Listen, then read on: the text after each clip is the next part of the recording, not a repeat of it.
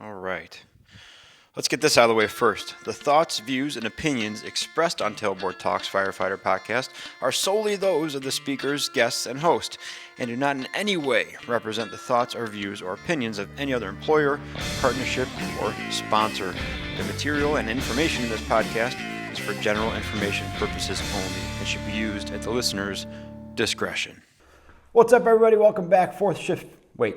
What's up, everybody? Welcome back to Tailboard Talks Firefighter Podcast. My name's Chris, out here in the fourth shift studio / gym / garage.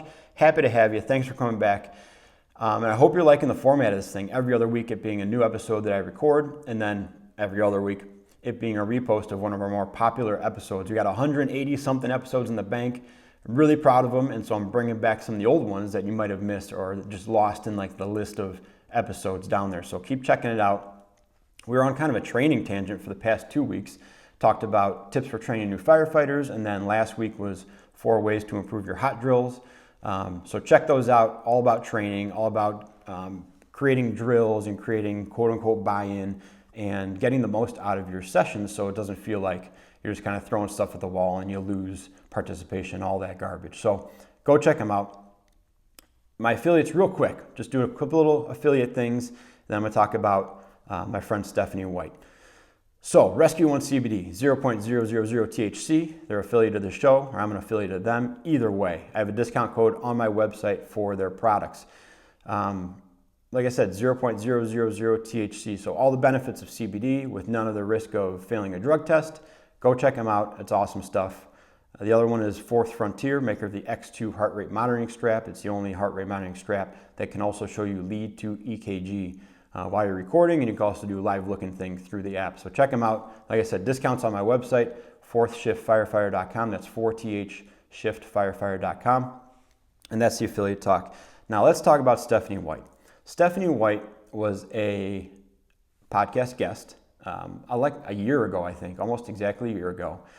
And her episode was so awesome. It was all about being a mom and working and just that whole thing. It's too hard to explain. It's simple to explain, too hard to explain. Go check out the episodes. Maybe I'll even repost it again. But she's a major contributor. She ran the 5 After Midnight podcast for fire engineering. And then they said, hey, how about you do a new thing called Firefighter Nation? It launched. It's a website. And the thing that you'll notice about firefighternation.com when you get on is that it looks different.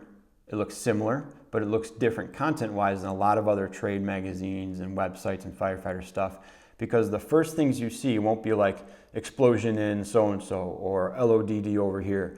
It's more of like, hey, here's some stuff about your home life and how managing a family within the fire service is difficult. And all different health and lifestyle stuff. It takes a different look at it, right? There's definitely tactic stuff on there and strategy stuff on there, but it wants to address the person, which I think is awesome, okay? And it's actually something that I hope to, if you look at Firefighter Nation now and the headings on it and the information that's there, that's kind of the vision I have for the fourth shift farther down the road. But Stephanie White's doing it now, and I'm digging it, and I like it. She put up an article on October 1st when the site officially launched. And I just want to read a quick part of it because I think it sets the tone for what they're trying to accomplish, and it's a lot of stuff that is in common with fourth shift. And that's why I'm going to keep trying to contribute to Firefighter Nation. I had an article up there a couple months ago that might get reposted again since they launched again. I submitted a few more articles. I'm going to see if there's another opportunity in there for some digital stuff maybe in the future. But here's what Stephanie White says about firefighternation.com. And it's a pretty short article, but here's a little part that stood out to me. We're going to spend so many of our mornings walking in and out of a firehouse. Let's make sure it's a healthy firehouse. Let's talk about creating a culture where jokes don't land us in trouble. Conflict can get handled at the lowest level. Leadership doesn't mean rank. And buying into the job also means understanding that it's necessary to have our minds be on duty. Have our minds not be on duty when we're off duty. Okay?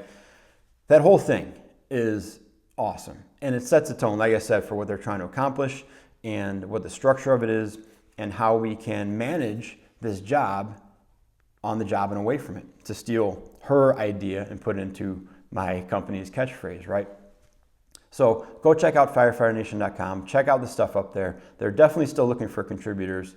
There's contact forms on there, but look at what they're doing and see if it fits more in line with the type of firefighter and mentality that you have these days. There's absolutely a place for tactics and strategy talks. There's entire industries and companies built off the backs of that, and that's vitally important to our fireground operations, right? I think Stephanie White and Firefighter Nation are going to fill a major gap in the lifestyle, wellness, health, consciousness part of firefighting. And I think it's desperately needed on a scale that she's able to provide it. And I hope you guys see a lot of value in that website. Now, this isn't a commercial forum. Like I said, I've contributed an article to them. I'm trying to contribute more. But it's somebody in the industry who's doing the job right now. She's still on the job on the East Coast. Going to work every third day, doing her job, contributing back to the community, and showing us all the side that we know exists. But unless you have the right crew and the right environment around you, you might not be able to tap into. But she's providing it with her team on a large scale, which it's awesome. It's awesome. So go to firefighternation.com, check it out, check out the articles, check out the links, see if you like what's going on there. Let me know, and then keep a lookout. Maybe I'll get some more articles up there. Now, today's episode, as I always say, might be a quick one because I just have one thing I want to run through real quick. And one of the guys that I worked with, the lieutenant that I worked with for a couple of years, is retiring like tomorrow or something like that. He's going off the job. But he started saying something, and I noticed it more in the past year and a half when I was working with him. And he would just drop this little gem in sporadically, but pointedly, right? And he would say that suffering is not a prerequisite. And he would typically say this when we were already condemning ourselves to having a bad time or suffering through something or rolling our eyes or saying like, well, this is going to suck. And he would say, suffering is not a prerequisite for this job. And after so many times of hearing it, I was like, I think I know what he's talking about. Now, I've never talked to him directly about this quote, and I don't want to because it's almost like a don't meet your heroes type of thing. I've taken that quote and turned it into something that works for me. And so I'm not really concerned about what he wants it to mean because it works for me, so I stole it. And I don't use it as much as he does, but it's always in my mind because it's so easy to fall into that mindset of predetermined suffering, right? There are absolutely some parts of this job, some calls, some phases in your career, some assignments, some crews, all different categories of stuff in the job that you might suffer through, or you feel like you have to suffer through, or just get through, or this is just not what I want to be doing, or the place I want to be doing it. Suffering is going to happen, most likely, right? And that's not condemning you to suffering. It's just saying like, that's part of the deal, man. You're here for up to 30 years. There's going to be some parts of this thing that you don't love 100%. But you don't need to predetermine your suffering with every single thing that comes up, okay? And that's something that we've noticed with like training evolutions, calls especially, right? When you get called out for the 5th time for the same person or the same nuisance issue that keeps going on. And before you hear the address and you already determine that this is going to suck. This is going to be a waste of time. This is going to be frustrating. This is going to be a pain in my butt. I can't wait to get this over with. Why do we have to go out on this call? Why do we have to deal with this thing again? All that stuff. Or even just training in general. Hey, we have multi-company training today. Oh, I bet it's going to be this again. Or great, we can do this again. You're predetermining how bad this thing's going to be. You're instilling suffering before anything even happens. And I don't think that needs to happen a majority of the time. And I understand why it happens. I get it. Because after a long time doing this thing, there's some things that you gain a bias towards and against, for and against, right? But suffering is not a prerequisite.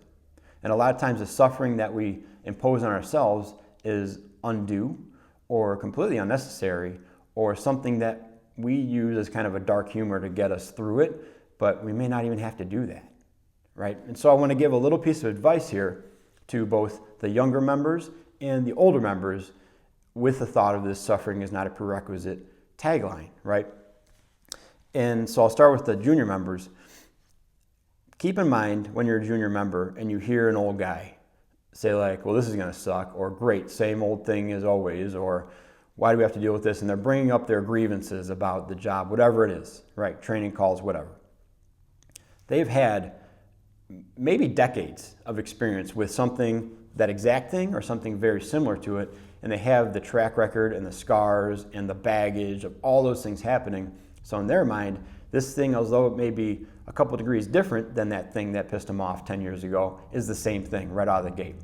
They've more or less earned the right to determine that that thing sucks, right? They've more or less earned the right to have a not stellar attitude going into this, whatever it is. You as a new member probably haven't earned that right to have that mentality or that opinion or that outlook yet.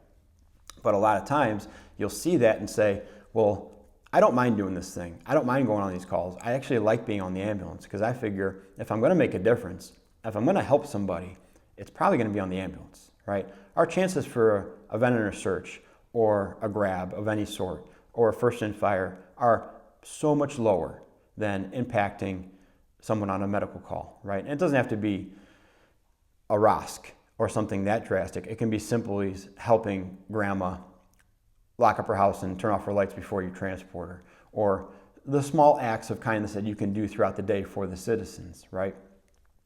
Those things can have a major impact, but we kind of condemn ourselves to like another nuisance call type of thing. And after hearing that so many times, you might start to be like, hey, I'm on the ambulance today, and you'll hear people say, oh, that's the worst ever. Like, being on the ambulance in this department is just bad, and you're in charge of it, that's even worse. And why don't they do this? Why don't they do that? And you may not feel that way. You may feel like, well, I like this part of the job. I don't mind it at all, so I don't mind doing it. After a while, you might feel like, should I feel like I hate this job? Should I be more angry that I'm in charge of the ambulance today? Should I not like training because that guy doesn't and he's smart and he's been around for a while, so if he doesn't, maybe I should not like training or these calls too. And you start to take on these personas that aren't yours and these ideas and these feelings that you don't have, but you feel like you should. You feel like you should be angry at something or you should be upset about something. And it's not genuine to you, but you take it on, right? And then over the course of time, it does become genuine to you because that's your canned answer for anything that comes along is, well, this is going to suck, or this is stupid, or this is just like that other time, or I still don't get why we're doing this. We've been doing the same drill for the past 10 years. Why don't we do something different? Even though you might like the drill, it might be beneficial. It might be exactly what your department needs. It might be filling a void that you filled 10 years ago, but now the younger generation has that void. So I'm still talking to younger members here. Try to keep in mind, are you acting this way or are you saying these things because you actually feel them or because the old guy is saying them and feeling them and you think you should feel the same way as him, right? Don't fall into the trap of the old guy or the jerk or the pessimistic guy or the slug because it seems cool. Because the flip side of this is that there's more people that may feel like you do than you think because they're not the vocal ones.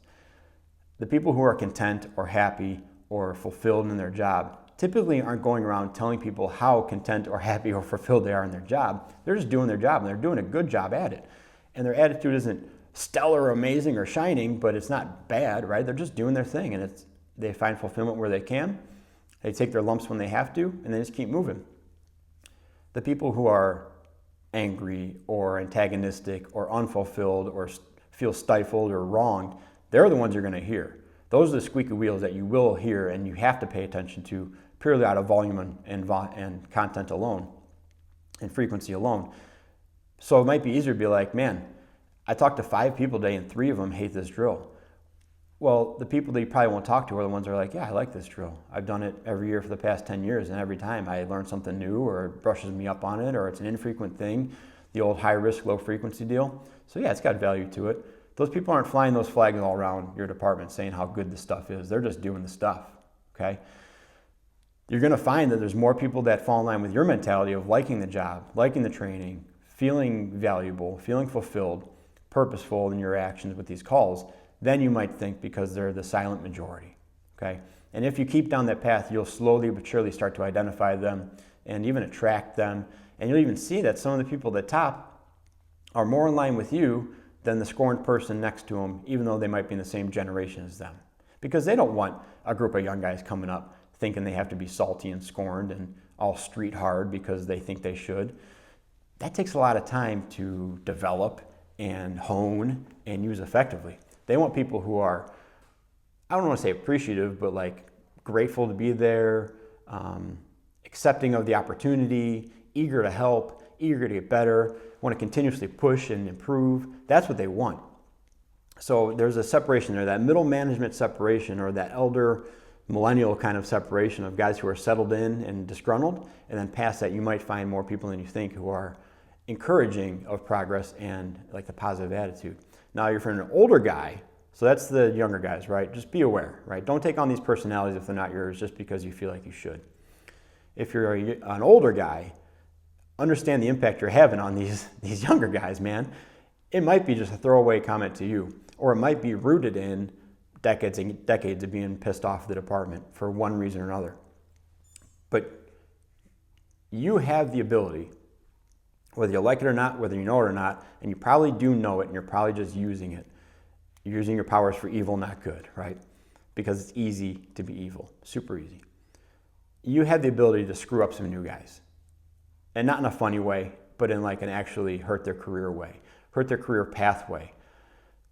Just by making the comments about how much stuff sucks or how much you have to hate this job because you're not running into burning buildings and making grabs every day so everything else is garbage, or how valueless you see certain calls or certain clientele or situations. You have the ability to ruin this job for people.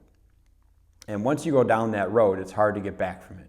Because if you've adopted this character, if you as an old guy have adopted this character that you think you should feel like, and that's ingrained in you now, 20 years later, it's very, very hard to go back on that and be like, you know what, I kind of wasted the past 15 years being a grunty, kind of grumbly guy, and I don't like that, so I'm just going to flip the page now and I'm going to be the person I wanted to be. That's a really hard transition to make because it looks disingenuous. It looks like you're scheming or you're up to something, and you're not going to be very good at it. So you're going to fall down a lot, and you might just revert back to your old ways. They might give you an opportunity to say, okay, if you want to turn this page over, go for it. I'll give you an opportunity. But you shedding that negative attitude is very hard to do. So you might step on your own self a few times along the way and kind of confirm that, like, you know what, I gave him a chance, and he just took the easy way out again and kind of burned me on that one. So he's just the same old person we thought he was, right? It's a difficult path to walk back.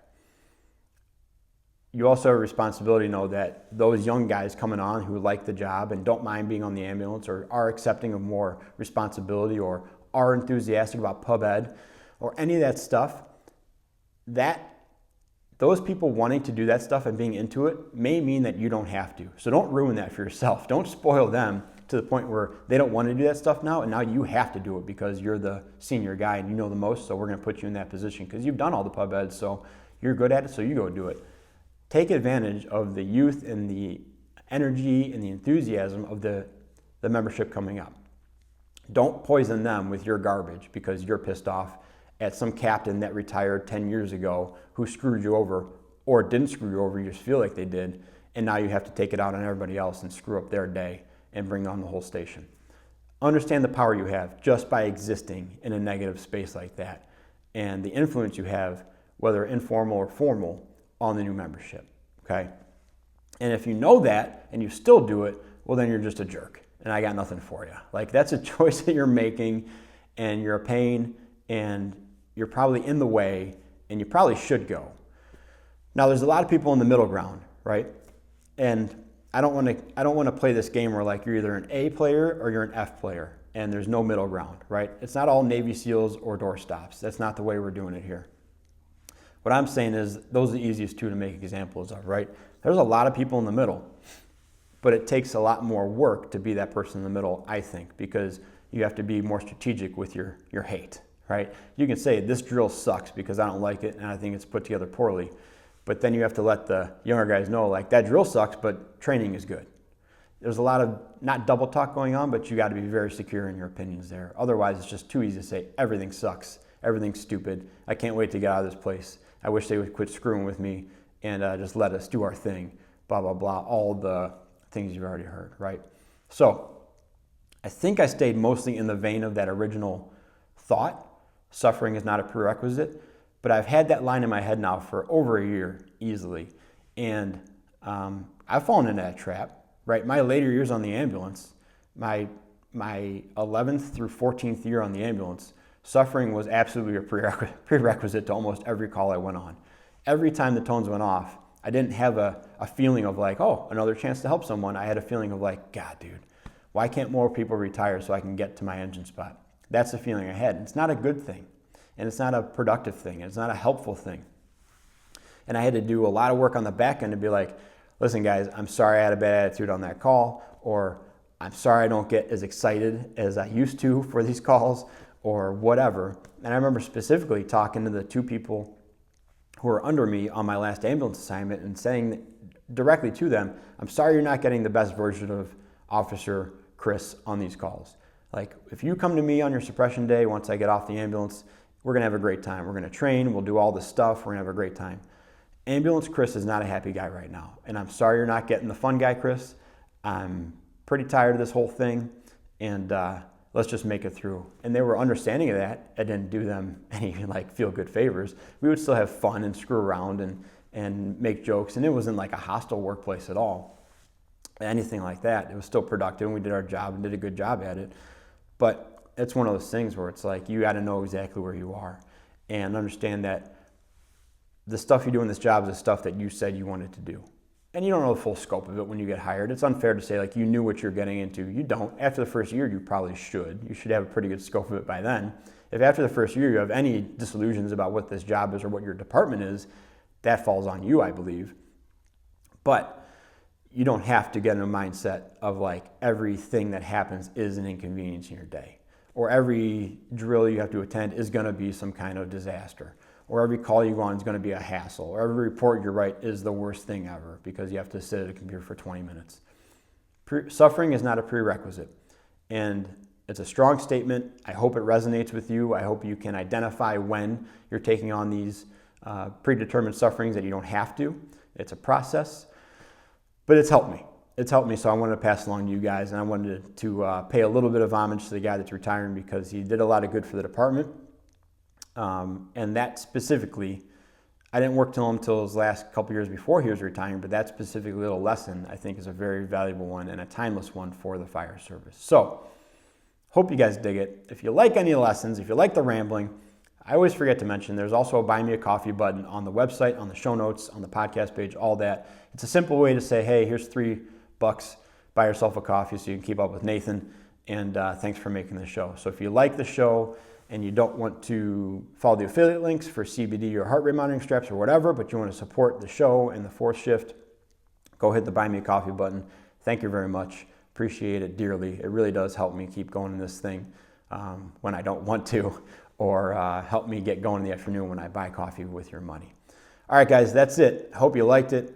Thanks for showing up. Next week, I'll be reposting an episode that had good feedback or listenership or whatever. If you have one in mind that you heard a while ago but want to revisit, and I'll edit it a little bit to cut out some of the fluff, let me know. Hit me on Instagram, fourthshiftfirefighter.com. Go on the website. There's also a submission page on there for topics and guests you'd like me to interview. Go check out the PDFs. I don't think I mentioned that in the beginning of this thing. There's 4 downloadable PDFs on the website. They're free. Let me start with that. There's free things on the website. There's 4 free things on the website. There's a PDF for the 14-ish, the daily dose, the firefighter wellness ladder, and also a strength workout template on there. You can go and build your own workouts. Print out those things. They're free to download, post them around the stations, and use them however you see fit. All right, that's it, guys. Thanks for joining me in the garage. Talk to you guys soon. Let's keep on working, being more capable and durable on the job and away from it. Go check out firefighternation.com, and talk to you next time.